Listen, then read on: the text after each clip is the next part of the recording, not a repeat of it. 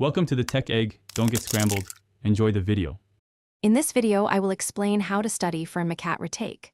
First, thoroughly analyze your previous MCAT score report to pinpoint specific content areas where you struggled. Review all your old study materials, including practice tests, to understand what went wrong. Decide if your primary challenge was content knowledge, test-taking skills, or a combination of both.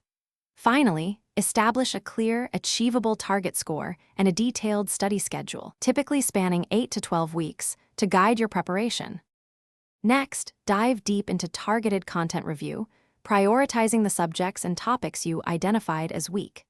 Consider using new study resources or different teaching styles if your previous materials weren't effective.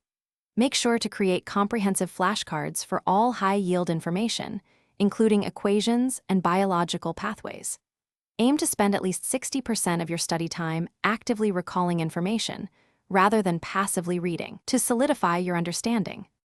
Strategic practice testing is crucial for improvement. Take several full-length practice exams under strict, timed conditions to simulate the actual test day. After each exam, meticulously analyze every single question, whether correct or incorrect. Look for recurring patterns in your errors, which might indicate persistent content gaps or issues with your test-taking approach. Use these insights to refine your study plan and implement new strategies for managing time and difficult questions.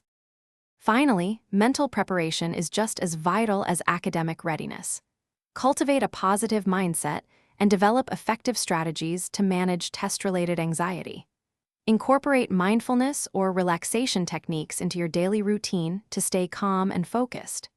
In the final 2 weeks, simulate the actual test day conditions multiple times, including breaks and meal schedule. Ensure you get at least 7 to 8 hours of quality sleep, and maintain good nutrition in the weeks leading up to your retake. Thanks for watching. Consider subscribing if I helped unscramble your problems.